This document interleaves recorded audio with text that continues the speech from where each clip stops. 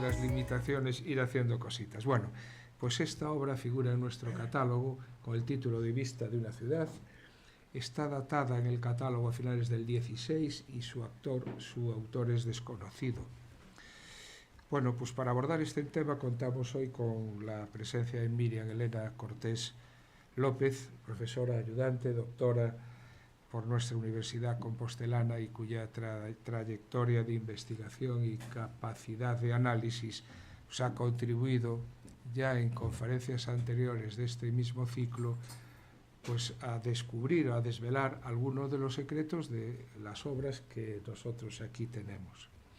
También nos acompaña para hacer la presentación de Milena Diego Rodríguez Paz, profesor de enseñanza secundaria en el CPI Plurilingüe de Santa Lucía de Moraña, al que agradezco que no solo que esté aquí, sino también su colaboración en este ciclo. Estoy seguro que esta conferencia servirá una vez más para seguir descubriendo el valor de los fondos que custodiamos en la sociedad económica y también para seguir fortaleciendo ese diálogo entre el conocimiento académico y la ciudadanía. Sin más, muchas gracias a todos ustedes y a vosotros dos, y tiene la palabra Diego Rodríguez. Moitas grazas, moi boa tarde a todas e a todos. É un placer estar aquí unha vez máis, convidado a participar neste ciclo de conferencias, nesta ocasión, coa oportunidade de presentar a unha compañeira como é Milena, compañeira que o é desde hai xa moitos anos, xa máis de 20 anos, desde que estábamos dando os nosos primeiros pasos como formándonos en Historia da Arte, desde primeiro de carreira. Milena e eu pertencemos á mesma promoción de Historia da Arte desta universidade e desde ese momento fomos compartindo ese aprendizaxe, primeiro como alumno da carreira e xa desde ese primeiro momento creo que todos os que formábamos parte desa promoción podemos ver que Milena era unha das alumnas que destacaban como unha das máis brillantes desa promoción, algo que xa se confirmou unha vez rematada a carreira, despois do último ano. E non só unha brillantez en canto a notas ou un expediente académico si digno da excelencia dunha moi boa estudante, senón tamén porque ela xa manifestaba desde o primeiro momento unha inquedanza e interese polo fenómeno artístico case en todas as súas manifestacións. E iso é algo que se foi vendo co tempo, xa noutro tipo de traballos de investigación. E isto podemos comprobalo tamén unha vez terminada esa etapa de licenciatura, cando seguimos compartindo aulas e outras formacións na etapa de doutoramento. O primeiro ano de doutoramento levounos a compartir o mesmo programa de doutoramento, o interuniversitario. Nese caso, facíamos a docencia na Universidade de Oviedo, o que nos deu tamén a oportunidade de coñecer outros sitios, outras formas de traballar, experiencias diferentes fora da nosa alma mater. E desde ese primeiro momento, Milena comeza a traballar no que será o seu tema de tese, unha tese que defende no ano 2017, coa que se doutora cun título que é De tiros, huellas e arrimos, Historia de la escalera monumental en Santiago de Compostela, siglos XVI al XXI. Esa tese está publicada nunha monografía do mesmo título, pouco tempo despois, e, ademais diso, valeulle o recoñecemento do Premio Extraordinario de Doutoramento. Alén diso, durante esa etapa de doutoramento, Milena xa vai dando outros pasos, publicando, ademais de participacións en congresos, en publicacións, xa a súa primeira monografía, anos antes de presentar a súa tese de doutoramento, no ano 2014, unha monografía que é froito dun achado fortuito, deses que moitas veces temos como grandes alegrías e sorpresas que non esperamos cando facemos traballo de arquivo, sobre un manuscrito inédito de Francisco Fernández Sarela. E, entre as publicacións de Milena, contamos tamén cunha terceira monografía, xa de máis recente publicación, no ano 2022, que garda ademais unha ampla relación con esta institución, baixo o título Socorrer enseñando, la sociedad económica e la literatura artística en Compostela, foi o traballo gañador do Premio Domingo Fontán. Con isto, Milena vai definindo as liñas de investigación da súa carreira como historiadora da arte, por unha banda, a historia da arquitectura e a súa relación coas artes, por outra, o estudo das fontes escritas para as artes, tamén como obxecto de estudo, e ademais a arquitectura da migración, e sobre todos estes temas ten publicado en revistas especializadas como, por citar algunhas, Norva e Atrio. En relación con isto, ten realizado ademais estadías de investigación sobre as relacións artísticas en Portugal, foi tamén beneficiaria de distintos premios e bolsas como a FPU do Ministerio, da Deputación de Coruña e da Xunta de Galicia. En actualidade, Milena é profesora axudante doutora da USC, mais o seu traballo durante os últimos anos non se cinguiu en exclusividade ao eido académico, senón que ten colaborado tamén en distintos traballos de catalogación, xestión e curadoría de exposicións en institucións tan diversas como o Museo do Gravado de Artes, o Museo Etnolóxico de Ribadavia, o Museo do Viño de Galicia e o Museo Quiñones de León. Con todo isto queda demostrada xa un currículo de ampla experiencia, unha bagaxe nada desdeñable e, sobre todo, unha fonda calidade como investigadora e como historiadora da arte. Ademais diso, Milena conta coa vantaxe de ser unha moi boa comunicadora e que lle pon moita paixón a todas as investigacións que realiza. Estou seguro de que todas e todos imos aprender moito co que nos vai contar agora. Moitas grazas.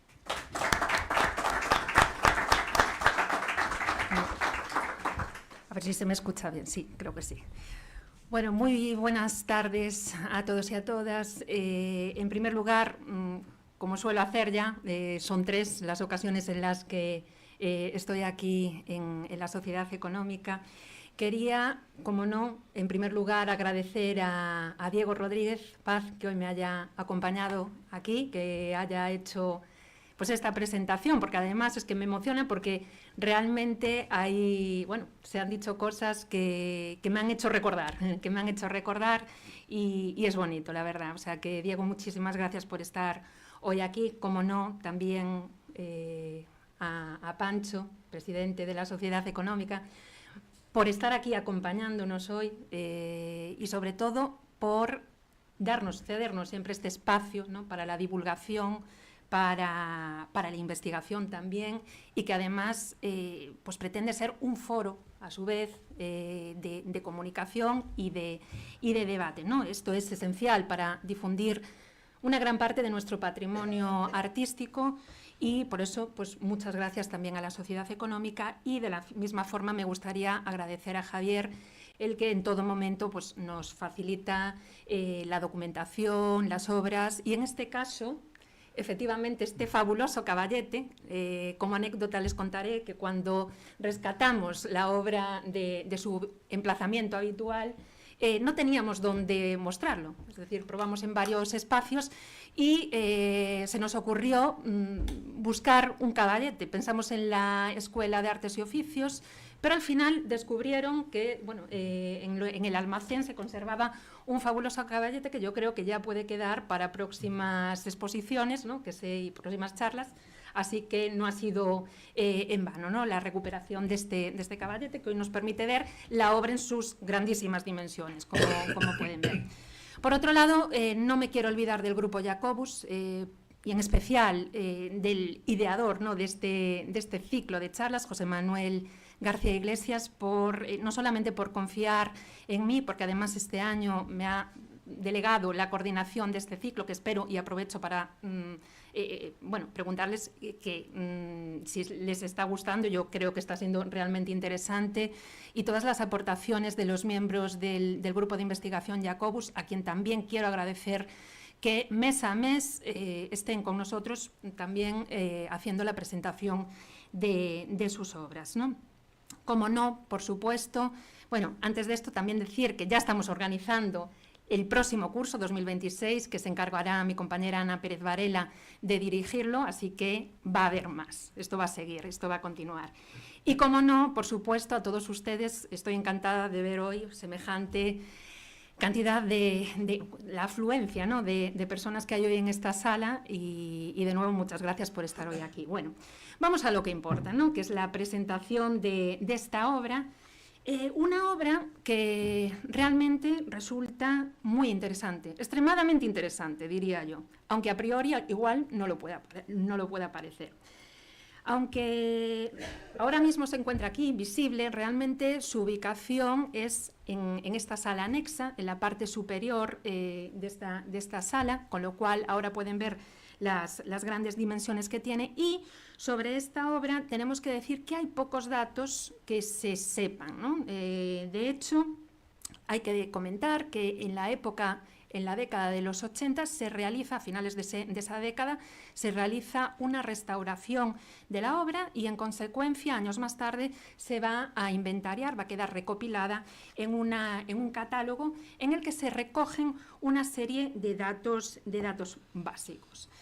¿Por qué hemos titulado esta obra de esta manera? Misterio de un enigmático paisaje urbano. Bien, me ciño, como ya saben que a mí me gusta mucho pues, ir recuperando bibliografía, ya lo he hecho en las anteriores charlas, me ciño en este caso a ese catálogo, más bien inventario, en el que se recogen toda esa serie de fondos pictóricos de la sociedad económica, y en este caso me gustaría destacar cómo se recogen los siguientes datos. Título, vista de ciudad. Eso va a ser el primero de los elementos sobre el que nos vamos a detener. Como ven, es de autor desconocido. Eso, digamos, es algo que se conoce hasta ahora. En la charla que va a tener lugar a continuación verán cómo este punto puede quedar resuelto. Lo mismo sucede con la datación. Estamos hablando de que en aquel momento se data hacia el último tercio del siglo XVII. Y luego, un dato importante, muy importante, aunque a priori no lo parezca, es la de las dimensiones. Estamos hablando de un cuadro de 1 metro, más de 1 metro, casi 2 metros de anchura por 1 metro aproximadamente de alto. Por tanto, son grandes, un gran formato, ¿no?, de cuadro. Pero sobre todo quédense con este dato, con las medidas. La técnica es del óleo sobre lienzo y fíjense también, el segundo dato con el que nos tenemos que quedar es con que no aparece firmado. Veremos después también a qué me quiero referir con estas dos ideas, medidas y firma. Bien, como ven, en la representación aparece un espacio, un paisaje, lo que es un paisaje que no se identifica, no aparece, no lo podemos reconocer, en definitiva. No es un lugar concreto específico. Por lo tanto, estos dos datos, tanto el lugar de la representación o el lugar que se representa, no es desconocido, y lo mismo sucede con el autor. Vamos a centrarnos ahora concretamente en el primero de los conceptos del título que se le ha otorgado a esta obra, vista.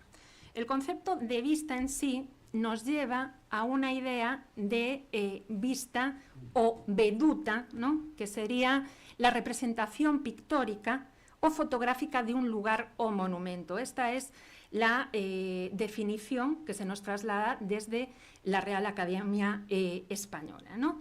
En este caso, las vistas se conciben, digamos, como una especie de fotografía de época sobre una ciudad.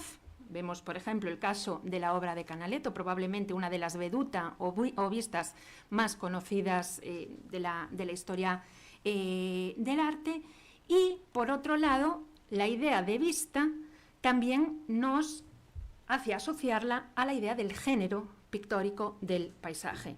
Un género que veremos que va a ir evolucionando según transcurra el tiempo, pero que en general alude a esa idea de pintura o dibujo que reproduce un exterior natural o inspirado en la naturaleza.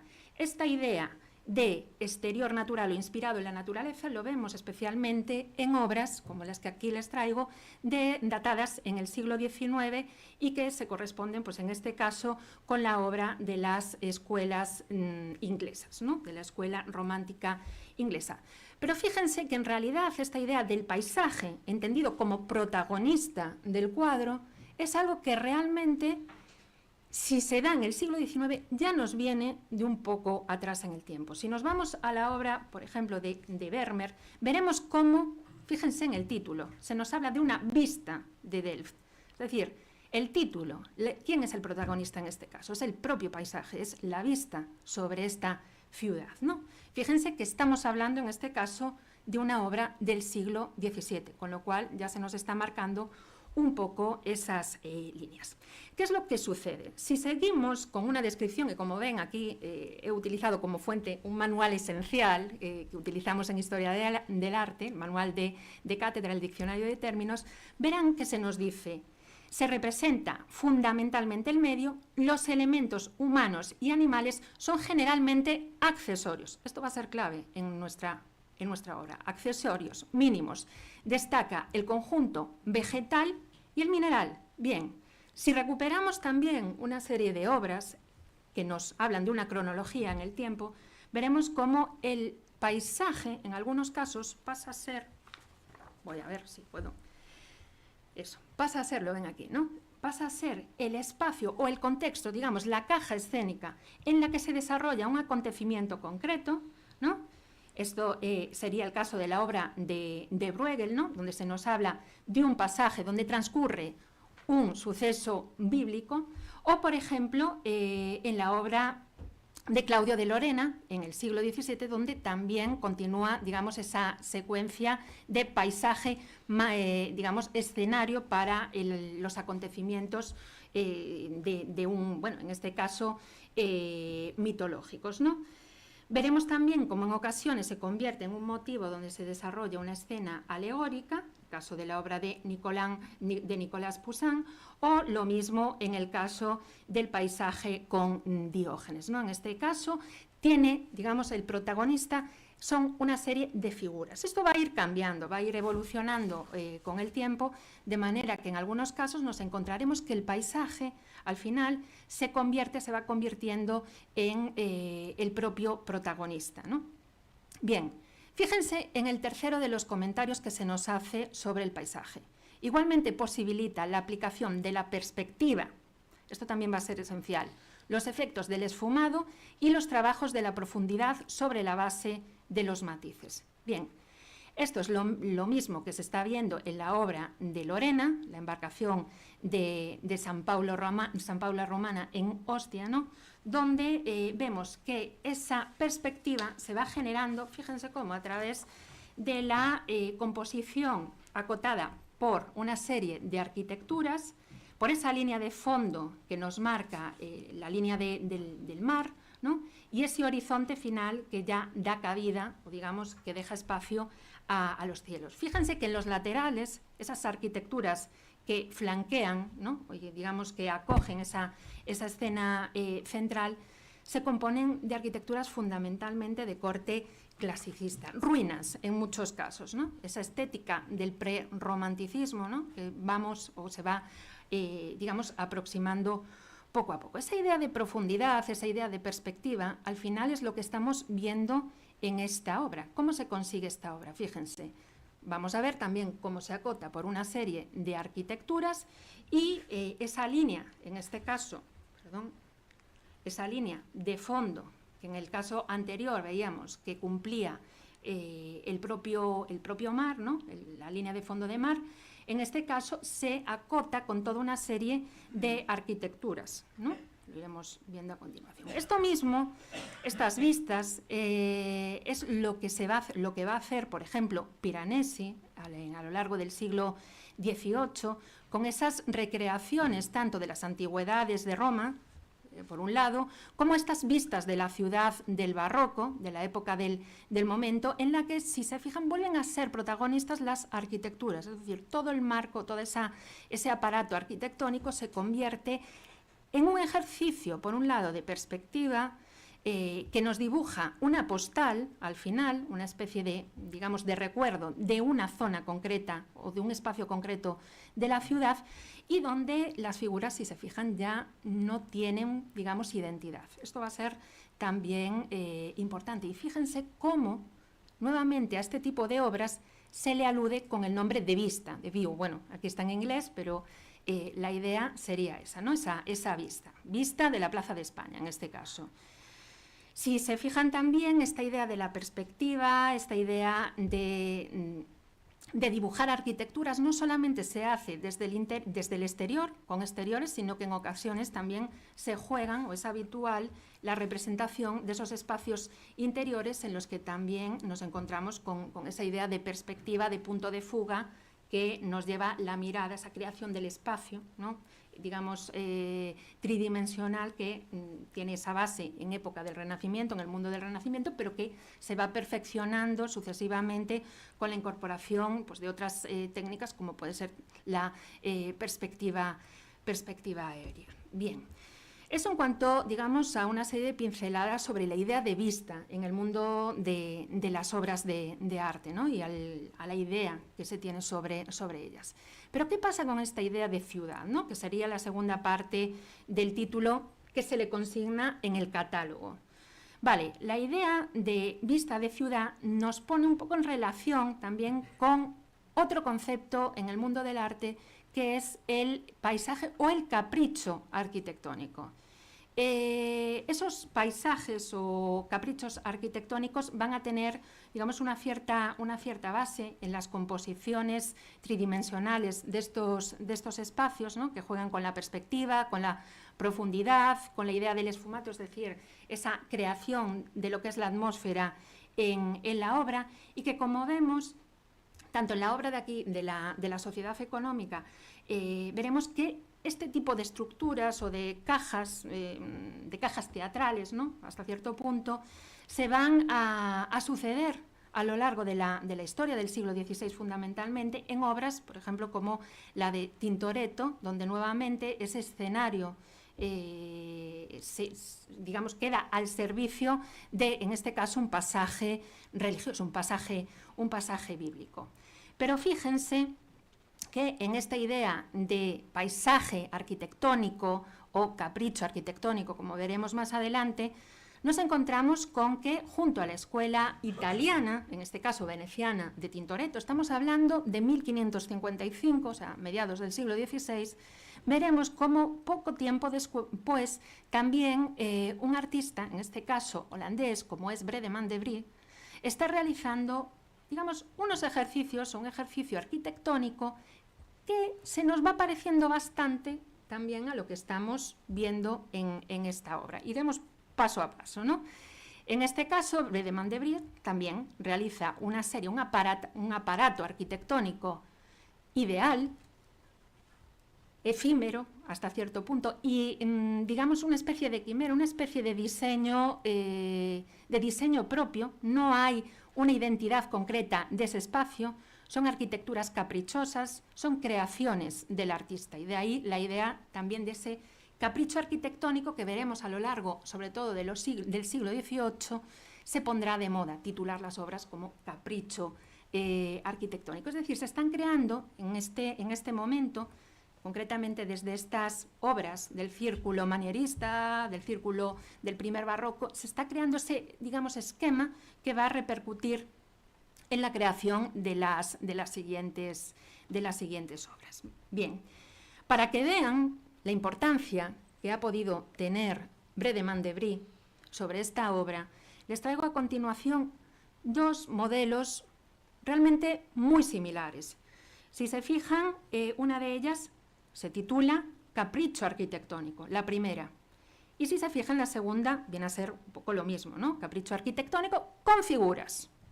Ya no hay una referencia a un pasaje bíblico, ya no hay una referencia a un pasaje mitológico. No, son figuras anónimas absolutamente. Es decir, el escenario empieza a tener importancia. Lo que interesa es explorar la perspectiva, la profundidad, las formas estilísticas, la decoración, todos esos recursos, ¿no? Son los que van, digamos, a tener especial importancia en este momento. Si se fijan, las estructuras son muy similares. Cambia, digamos, la posición del cuadro, pero si hiciéramos un espejo sobre la obra de Bredeman de Brie, por ejemplo, se convertiría, digamos, que esa arquitectura que vemos en este extremo, a ver si me va el cursor, aquí, a ver, en este extremo izquierdo pasaría a estar de este otro lado. Imagínense, ya les digo, si hicieran un efecto espejo, ¿no? Tenemos ese bloque, en este caso, esa galería de arcos abovedada, la tenemos reproducida en el caso de nuestra obra sin autor, en el lado derecho. Lo mismo sucede con ese elemento torreado. Lo vemos en las dos obras, se recoge.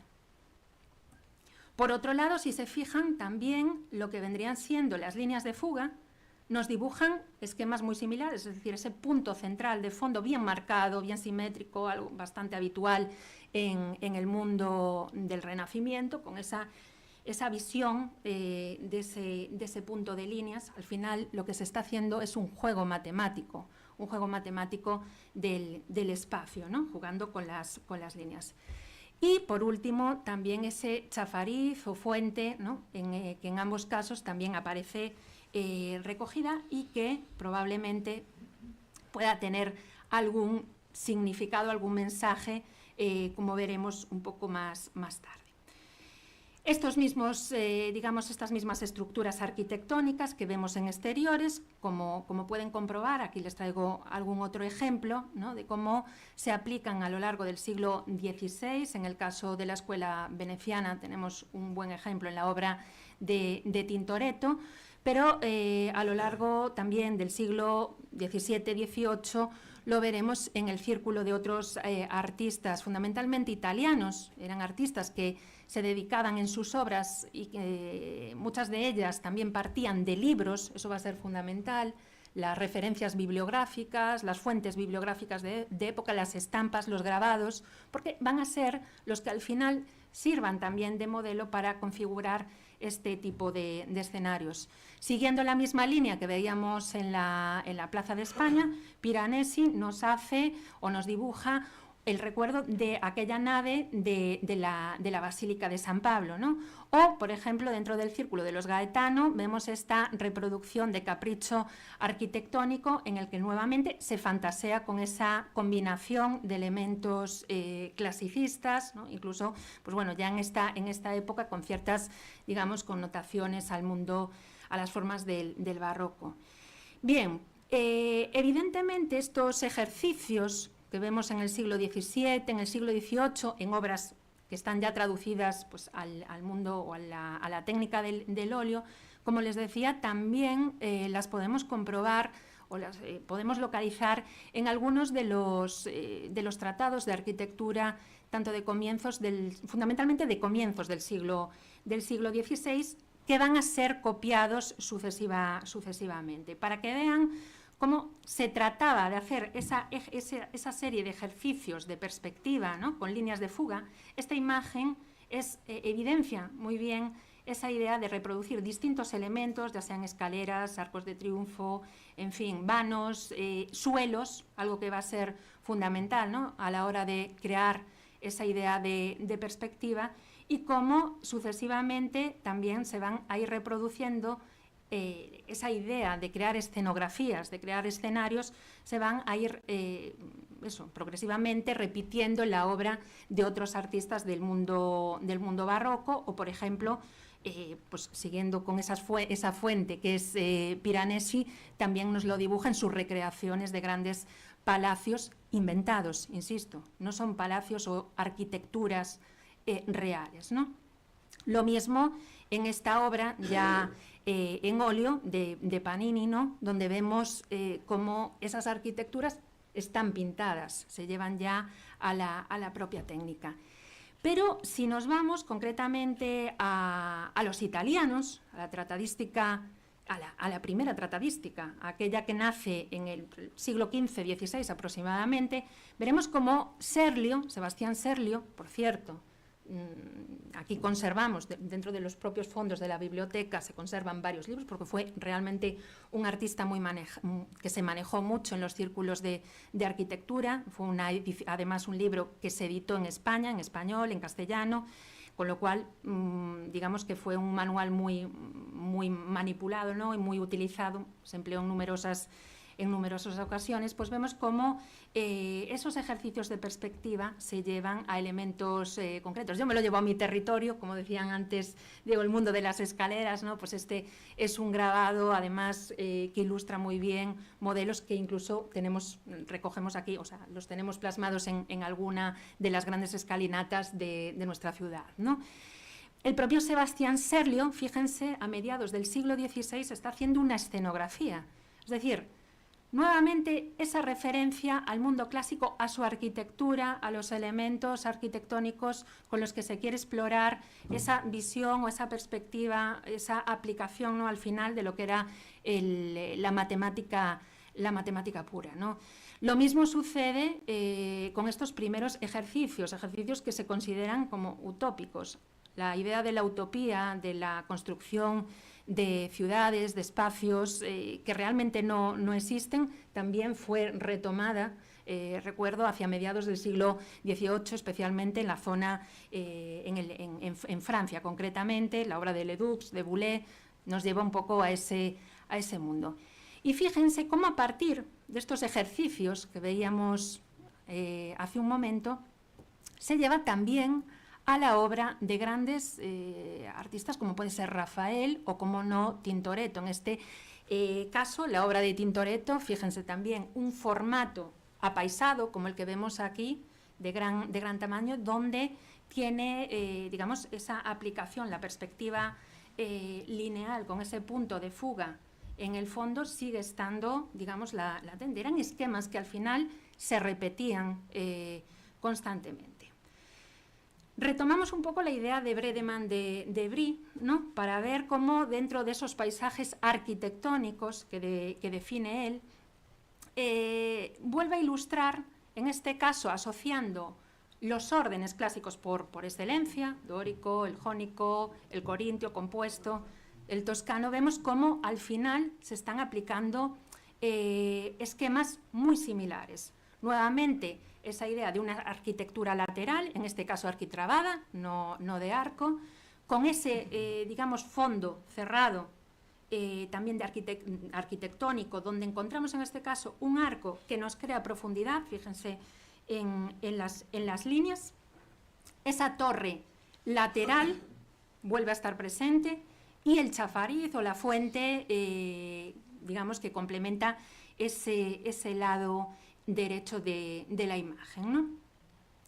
En esencia, estamos hablando de la escuela holandesa, y si nos vamos a ese ámbito un poquito más, adelantándonos un poco en el tiempo, en este caso pasamos de una obra de Vries, que es del siglo XVII, pero si nos vamos al siglo XV, veremos que en el fondo los holandeses ya empezaron a hacer esas mismas, digamos, a buscar esa idea de la perspectiva, de la profundidad, utilizando recursos ciertamente similares, como en esta obra por todos conocida, por eso la traje, porque es bastante sencillo de ver, la obra de la Virgen del Canciller Roland, ¿no?, donde vemos que a través del suelo, fíjense, la idea es la misma, esas líneas, a ver si me va el cursor, esas líneas que apuntan hacia el fondo, donde nos encontramos, en este caso, bueno, sí, es un vano con tres arcos, ¿no? En este caso es una bóveda de cañón, ¿vale?, con casetones, pero la idea es exactamente la misma, concentrar esa idea de la linealidad. ¿Qué pasa con las figuras en este cuadro, en esta obra? A priori, estas figuras, o la idea de la figura sobre ese marco arquitectónico, vemos cómo se va diluyendo ya desde el siglo XVI en obras como la de Scamozzi. En este caso es un grabado que forma parte de su obra del discurso sobre la antigüedad. Verán que muchos de los libros de este momento ahondan en cuestiones sobre las ruinas antiguas de la antigüedad, sobre los órdenes clásicos. Es muy habitual, muy frecuente encontrarnos con esta reiteración y reinterpretación de obras. Scamozzi lo que hace al final es reconstruir esa idea de la ruina, lo mismo que hará Piranesi siglos después, pero fíjense cómo la presencia de las figuras es mínima, es apenas es ambiental, puramente. Las figuras se convierten en un elemento que pierde valor, que no tiene más que darle pues una cierta animación, pero no es el tema principal. El tema principal, por tanto, vuelve a ser el paisaje que se construye, ¿no?, en torno a él.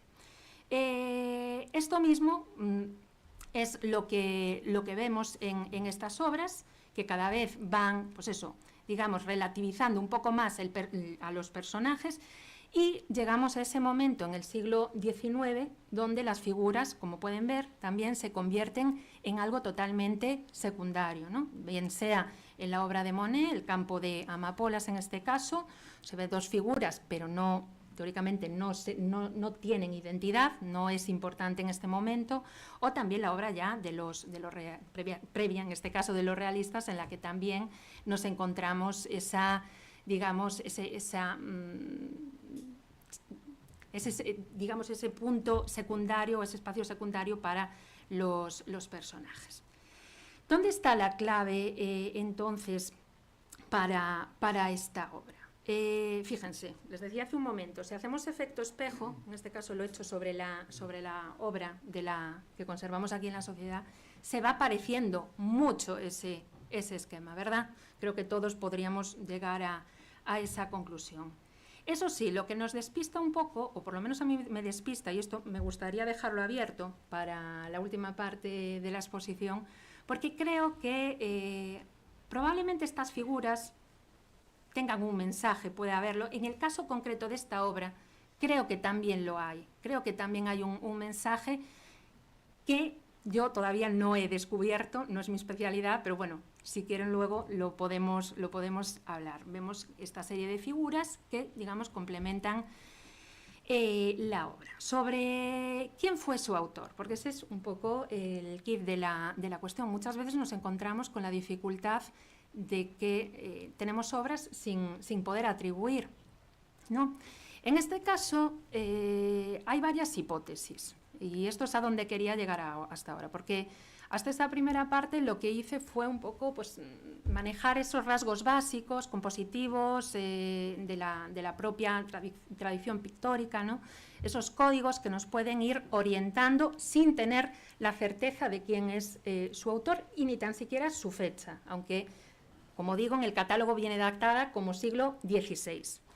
Bien, podríamos hablar de dos opciones. Yo cuando empezamos a mirar esta obra, manejamos la posibilidad, pero esto se une con la idea de cómo ha llegado este cuadro aquí. Es decir, ¿por qué está esta obra aquí?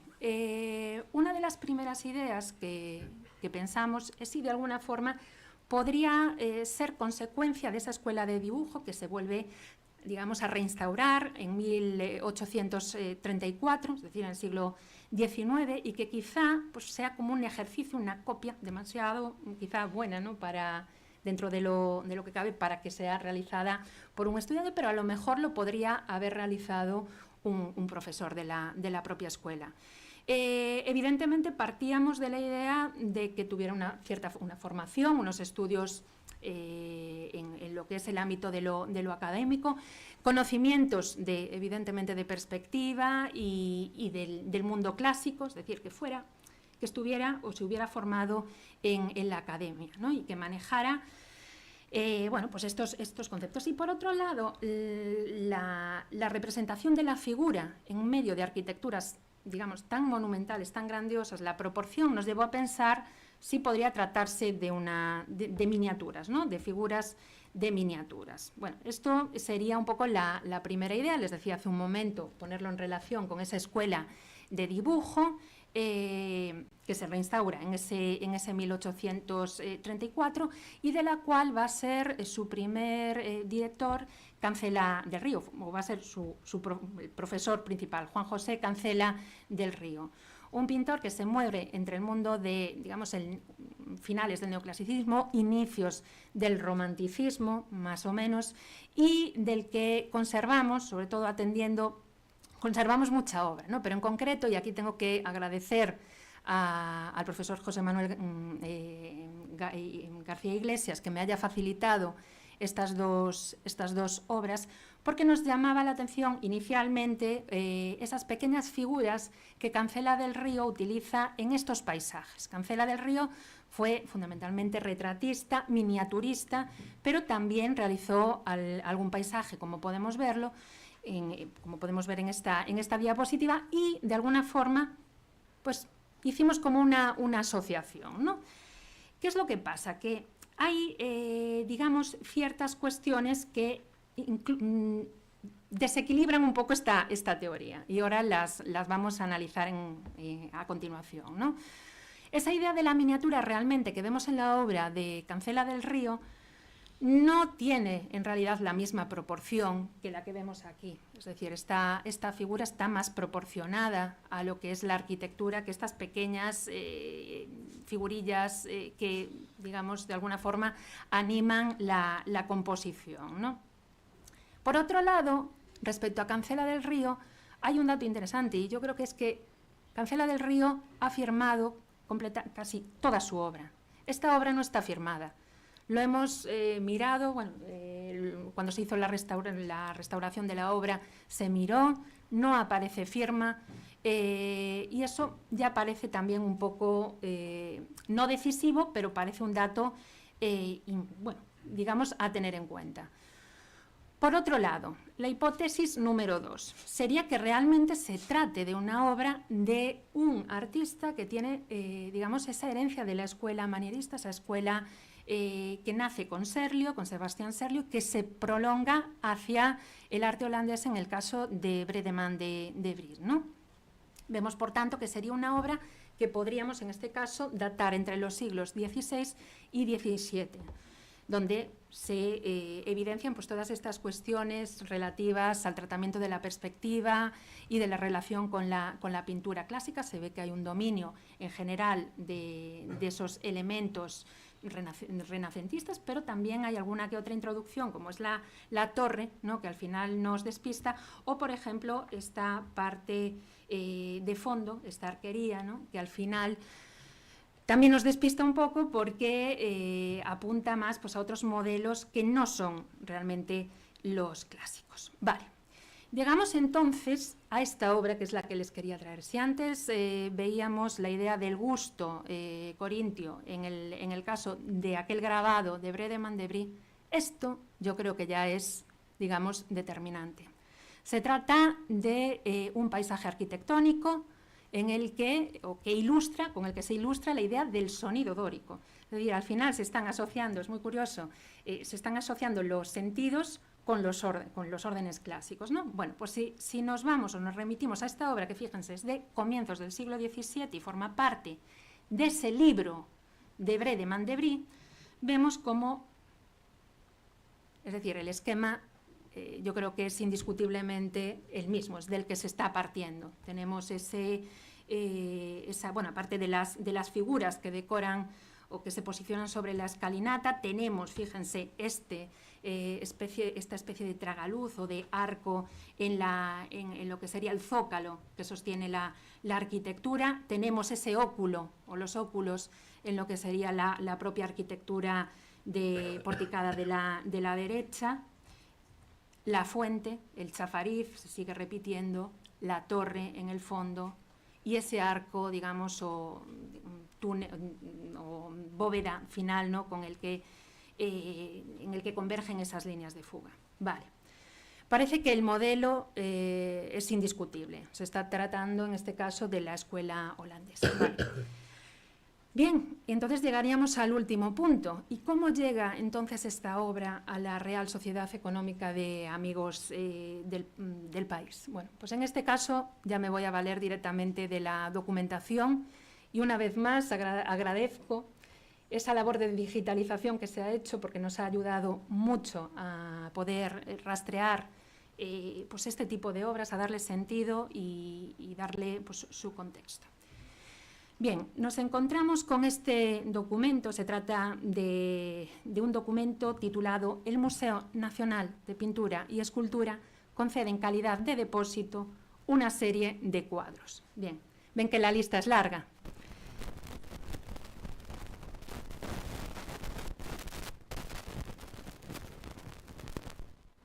A partir del año 1885, en varias tandas, y en el registro 451 se alude a una perspectiva de un palacio de Juan de la Corte.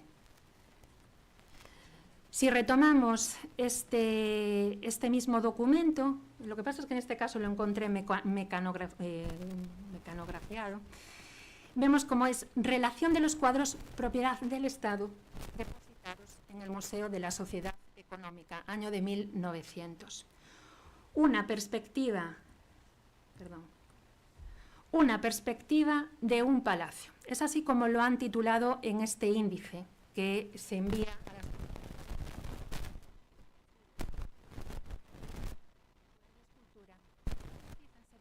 decía hace un momento lo determinante de las medidas y la importancia que pueden tener 1,09 y 1,65. Creo que no hay lugar a duda. Se trata de este cuadro. Juan de la Corte, entonces. ¿Quién es Juan de la Corte? Si realmente el índice nos lo indica bien, nos señala bien que se trata de este artista. Juan de la Corte es un artista flamenco, nace en Amberes, pero realmente es un artista secundario, no tiene una relevancia como han tenido otros, pero sí que es cierto que está muy próximo, como nos dice Palomino, a la corte. Juan de la Corte, como su nombre indica, sobre todo ha sido pintor de arquitecturas, batallas y países. Hizo numerosas series para varios palacios reales y aborda en sus cuadros temáticas como son las bíblicas, las mitológicas. ¿Por qué les decía yo hace un momento, y aquí a ver si luego me ayuda alguien a descifrar, que yo creo que hay muchas personas que pueden ayudarme en esto? ¿Por qué les decía yo,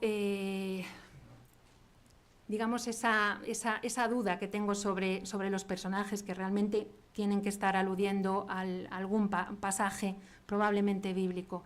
Fíjense, Juan de la Corte dibujó numerosas escenas también sobre el Antiguo Testamento que estaban dentro de una serie del Palacio del Buen Retiro, ¿no?, que hoy se han perdido. Algunas de ellas pues, se conservan en museos nacionales como el Cerralbo, también en el Museo del Prado actualmente. Juan de la Corte, fíjense, por lo tanto, si nos hablan de perspectiva de un palacio, no sabemos si realmente ese es el título o no, pero quizás se aproxime mucho más a la idea de vista de una ciudad, que es lo que se propone en el catálogo, aunque tampoco sea absolutamente determinante. Parece que la atribución a lo que es la autoría, y eso sí que es importante, parece que es evidente. Vale. ¿Cómo llegó entonces esta obra aquí? Bien, probablemente sabiendo que viene del Museo Nacional de Pintura y Escultura, este museo previamente, digamos, era el Museo de la Trinidad, un museo que se configura en el siglo XIX, a raíz de la desamortización, un gran número de obras procedentes de los conventos en concreto, de las provincias de Madrid, de Toledo, de Ávila y de Segovia, se recogen dentro, entre otras, dentro de este nuevo museo.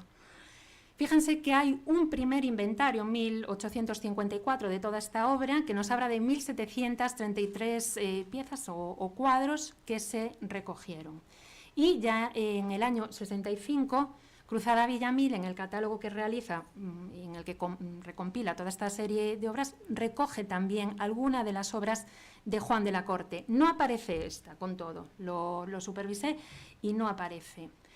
Y, como bien sabemos, este museo, al final, en el año 72, digamos que queda absorbido por lo que hoy, o sea, por el Museo de la Trinidad, me refiero, queda absorbido por el Museo Nacional de Pintura y Escultura, año 72, recordemos que este documento es de 1890 y, ahora ya me... pero de la década de los 90, o sea que al final hay relación, hay correlación y, en definitiva, esta idea, al final, lo que nos lleva a pensar es que la obra procede, probablemente, como también se recoge en ese documento de depósito, forma parte de lo que hoy el Museo del Prado llama a esas obras que se dispersaron en algún momento, que se depositaron y de las que bastantes o muchas de ellas no se tiene control sobre su actual situación, lo que forma parte, como les digo, del denominado Prado disperso.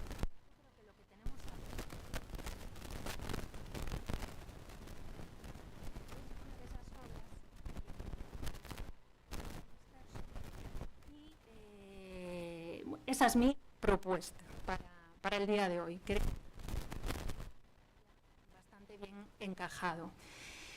Vale, dicho esto, que va a ser con lo que concluya, me queda esta última parte, que es el misterio de estas preguntas. Por eso quiero dejar, y aprovecho la ocasión, después de haber hecho esta aproximación a la obra, en la que creo que quedan claras y determinados pues, esa serie de dudas que nos generaba al principio.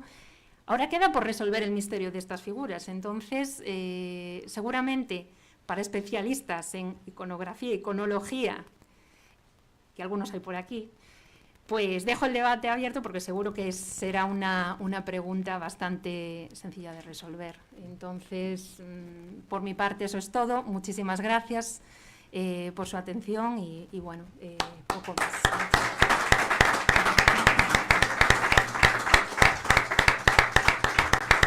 Muy bien, muy bien.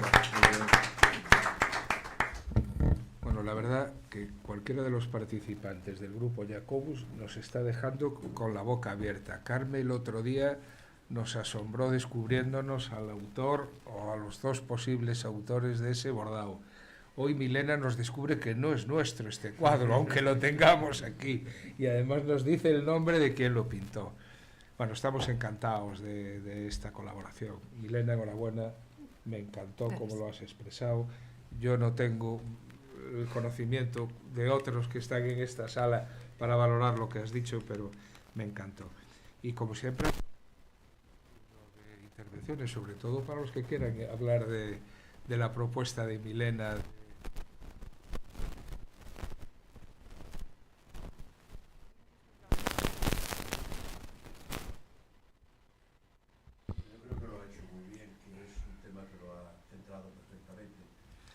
La duda era si tenía que ver con la sociedad y la vía era Cancela o si era otra vía.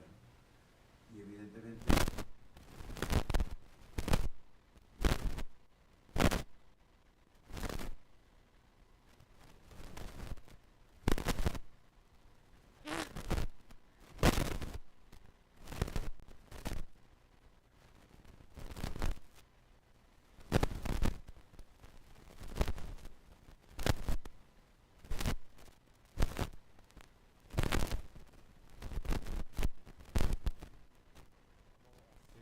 años Fernando tiene más en la cabeza las fechas.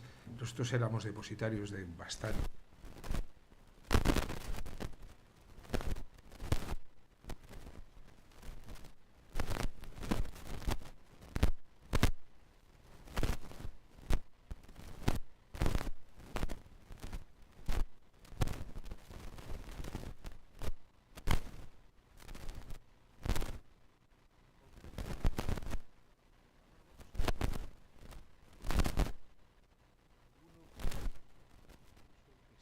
Iglesia de que el párroco se niega a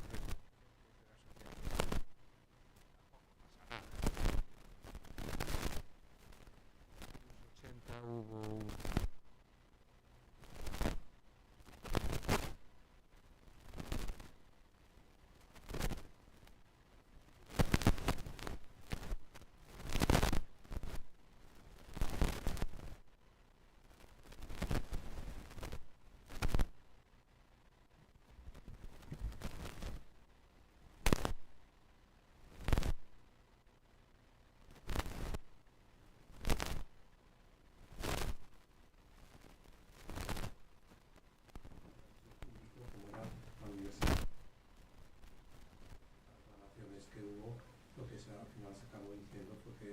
se habían cedido a la universidad y la universidad los cedió.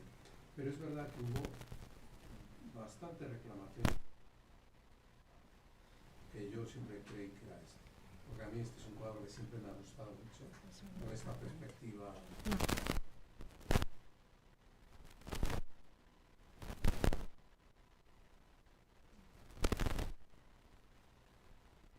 Pintores, estos holandeses.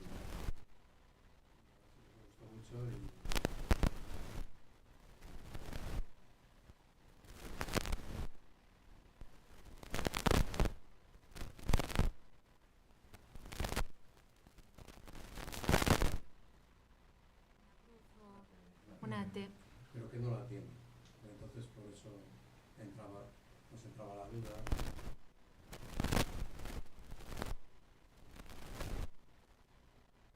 Finales del...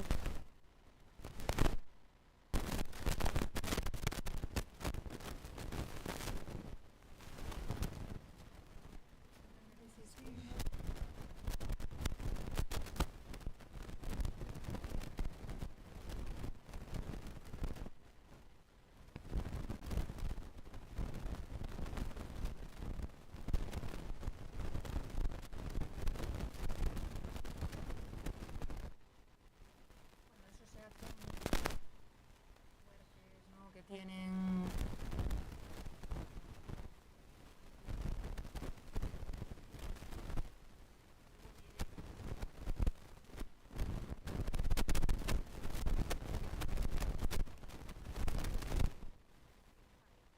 se podría hacer perfectamente, pero eso no sé realmente si tan siquiera en la universidad, por ejemplo, hay algún, no sé si os suena, José Manuel, algún departamento que haga, yo creo que nadie, o en Pontevedra igual, en Pontevedra, o en la escuela. En Pontevedra creo que hay, ¿no? El Museo de Pontevedra. El Museo de Pontevedra, sí. Podría ser, Sí. puede ser una El uso del cuadro, en la parte figurativa que dice Milena, está que el personaje que está en la parte superior lleva un turbante. Exacto. Lo cual parece que nos lleva hacia el Antiguo Testamento, ¿no? Pero sin embargo, el personaje que está en la balaustrada inferior, el tipo de tocado que lleva es distinto, es un tipo de tocado que puede ser del siglo XVII perfectamente, del principio del siglo XVII. El modo, la indumentaria de ese personaje. Desde luego no son de dos tiempos iguales. La superior se ve que es un personaje barbado, con un turbante, el de aquí, y sin embargo no se está contemplando lo que está sucediendo. Y el tipo de mujeres que hay a un lado y al otro, lo digo a efectos de ir buscando, unas son todas jóvenes y la otra es mayor. Hay como dos edades de la vida, que es un tema con el que se juega mucho en la iconografía, ¿no? En la edad. Yo quería un gran iconógrafo. No, es que no veo nada desde aquí atrás. No, es que claro, yo estaba esperando que nos den notas de... A mí me parece que es secuencial también, como dices tú. Pero hay que estudiarlo, tú has hecho el 90% del trabajo. Queda Y la... ahora falta esa otra clave. Efectivamente. Si porque tú, como bien dices, se trabaja mucho con el capricho muchas veces y no hay Pero que esto, buscarle. yo creo que esto es, sabiendo que probablemente puedan venir de algún convento, monasterio de los desamortizados, probablemente tenga cierto sentido que sea una escena, pues probablemente veterotestamental, no sé si puede ser un apunte sobre el turbante, la verdad no sé cómo... Pero que creo que tiene mensaje en este caso, sí. Sí. Me parece, en este caso en concreto, me parece que sí, y que puede ser secuencial. Y el remate de la fuente también es muy curioso. Espera, que os pongo, porque aquí tengo un... Muy curiosa también. Muy parecida a la otra que mostraste. Pero bueno, esto es la historia del arte, que se plantean, los problemas aparecen primero con un buen ojo clínico como el de Fernández Castiñeras y el de Monterroso, en un inventario acercándonos a la fecha. Sí. Después empieza el trabajo de buscar en los documentos y en la propia obra, que es lo que ha hecho principalmente Milena, ¿no? Y después quedan siempre incógnitas y siempre sobre las incógnitas quedan interrogantes de que ninguna de ellas es del todo cierta. Todas son aproximaciones las que vamos haciendo. Es muy difícil llegar a donde ha llegado ella, pero claro, se lo dio un documento que es el nombre del autor. Claro. Con todas Claro. las posibilidades. Pero, a mí me llamó la atención en la arquitectura el chapitel, porque el chapitel que tiene sí. la torre es un chapitel Sí. español, Sí. es un chapitel escurialense. Escurialense, sí. Es un chapitel escurialense, eso está en una línea española que encaja muy bien en esa cronología, pero habla de España. Encaja bien y teniendo en cuenta el artista que era flamenco, pero que estuvo aquí en España. Claro, es que ese chapitel es nuestro, entre comillas, no es holandés. Es una muy buena observación, sí. Pero bueno, está ahí el cuadro para seguir preguntando sobre él, claro. Si no hubiese esa parte de no saber, la historia del arte no sería tan apasionante como... A mí me llama mucho la atención también la figura, esa crótera que decora el chafariz, la fuente. También me llama la atención porque, no sé, parece como que puede tener que puede estar a medio camino entre una figura religiosa, pero también, o sea, del mundo, del ámbito de la Biblia, pero también histórica en la forma Una de... está lavando. ¿Eh? Una está lavando. Una está lavando, sí, Otra sí. parece que está recogiendo Eso abajo. la ropa ya lavada dentro de la fuente. Y la tercera, que es la mayor, ya está sentada, ha hecho el trabajo. Pero como eso hasta donde va si es por ahí la historia, ¿no? El tema va de lujuria. ¿Eh? El tema va de lujuria. Puede De ser. lujuria. Esa figura que está en el balcón es una prostituta. Está invitando a la otra, tiene el espejo, en ese sentido. Y las que están lavando en la fuente es precisamente la idea de lavar. Ah, En un primer momento a mí desde lejos me parecía que el que estaba encima era la fortuna, pero me acerqué y veo que es un hombre. Entonces no puede ser la fortuna. entonces no es Pero religioso. tiene un simbolismo que se nos escapa. Yo creo que Porque es está una cosa muy trabajado. alegórica. Del turbante arriba, que cambia. quizás haya el de está arriba de todo. Y no puede ser una obra inacabada. Que también Y puede los- estar relacionado con la No luz. está de arriba. totalmente Los acabada. autores no firmaban, sino que trabajaban sobre ella. Mire, no, la obra está totalmente acabada. Sí. Dos, Sí. la obra no cabe ninguna duda que es de principios del 17. Sí. No hay ninguna duda. Excusamos de hacer análisis crítico ninguno. No hay nada. Es obra. Entonces, en ese sentido. Las figuras tienen que tener un contenido, porque en ese momento no se entendía, no son como el del 19, que son imágenes costumbristas, Exacto. que rellenan. Aquí tiene un carácter que realmente hace que la pintura sea digna de ser pintada, que nos cuente una historia. ¿Qué historia nos cuenta? Pues el mundo más o menos en el que se mueve es el mundo de Gracián, en el que te pongo. Cuando llegas al mundo, el mundo te engaña, la fuente de todas esas cosas. Diría en ese sentido. Pues entonces seguro que sí. No cabe duda. A mí era la parte que quizás se me escapaba más, así que qué bien, José Manuel, que hayas venido. No, es una cosa así como lo puedo decir sin lugar a dudas que es de principios Sí, del sí, 17, sí. eso no me Yo cabe también, ninguna ¿no? duda. El tema hay que analizarlo más, ¿no? Sí, Pero en principio que esté al balcón y todo lo demás, eso va en ese sentido, y el espejo. claro, a mí era lo que... que... La vanidad de que se haya sacado los zapatos, cosas de ese tipo, va en esa orientación. Me despista un poco la figura del comandante Chafariz. Sí, pero es que Esa, las ¿verdad? dos figuras que están contemplando, que son de dos tiempos distintos, eso está claro, también están en dos perspectivas diferentes. Una es muy próxima y la otra Es muy lejana. cerca. Es decir, la figura del turbante es una figura que lo ve desde la lejanía. La figura que yo entiendo que es una figura más de época, lo mira desde la proximidad.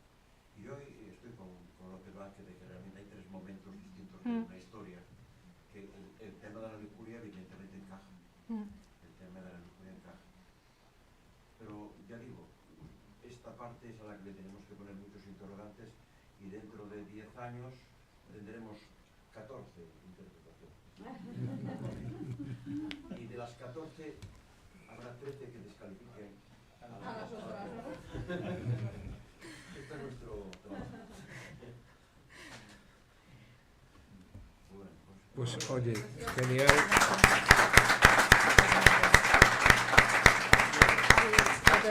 Enhorabuena. Gracias.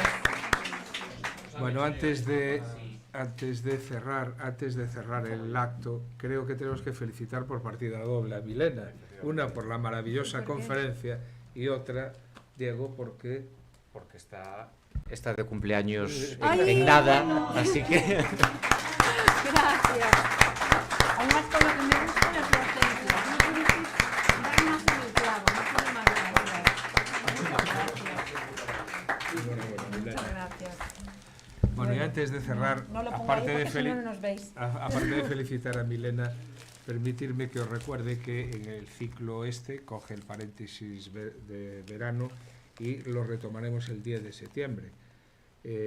Pues además de la mano del creador de este ciclo, de José Manuel, que bajo el título de Doctor Teijeiro y su esposa ante el escultor Juan San Martín, un modo de ver y de hacer. Estoy seguro que será son dos piezas que están dentro, dos piezas muy simbólicas, muy tal, y estoy seguro que, pues bueno, que nos llenará de interés, como nos están llenando todas las conferencias de este ciclo. Pero antes de irnos de vacaciones, el próximo día 26 abordaremos también un tema de candente actualidad y que lo será durante unos años, el tema de la inteligencia artificial, dentro del ciclo de mesas de debate. Contaremos con el catedrático de nuestra universidad, Senén Barro, una autoridad a nivel internacional sobre la materia, y nos hablará en un debate que él tituló Inteligencia Artificial, Cerebros de Silicio. La verdad que es muy alegórico el tema. Estáis todos invitados, es en abierto, o sea, es con acceso libre y también retransmitida por YouTube. Y sin más, agradecer vuestra presencia, felicitar doblemente a Milena, se lo ha ganado a pulso, y gracias a todos por acompañarnos hoy.